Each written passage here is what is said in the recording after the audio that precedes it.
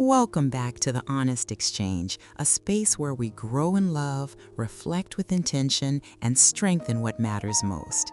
Today, we're talking about how couples lose their friendship over time, and if this is the kind of space that speaks to your heart, feel free to leave a comment with your thoughts or topic ideas for insight. Please don't forget to like, share, and subscribe so you don't miss what's coming next.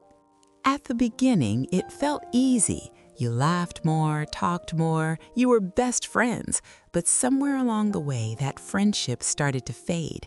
And the hardest part, most couples don't even realize it's happening until they feel like strangers. Couples don't wake up one day and decide to lose their friendship. It happens slowly, quietly, in the middle of busy schedules, responsibilities, and everyday life. You stop asking deeper questions or start making general statements. Conversations become about logistics, "I'll be back later," without detail, or "what's for dinner?" And without even noticing, the connection gets replaced with routine.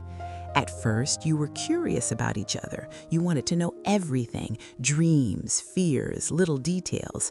But over time, curiosity gets replaced with assumption. You think, "I already know them," so you stop asking, stop listening, stop leaning in. And when curiosity fades, so does emotional intimacy.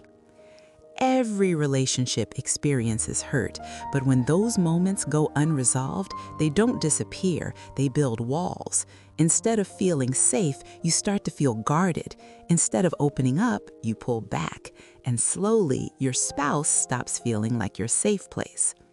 Life gets full, responsibilities grow, but one of the biggest reasons couples lose their friendship is not because they don't care, it's because they stop prioritizing each other. What used to be intentional becomes occasional. What used to be fun becomes forgotten.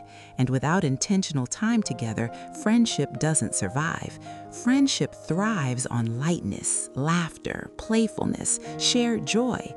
But over time, stress replaces play, conversations feel heavier, moments feel more serious, and without realizing it, you stop having fun together. But here's the truth. Fun isn't childish, it's foundational.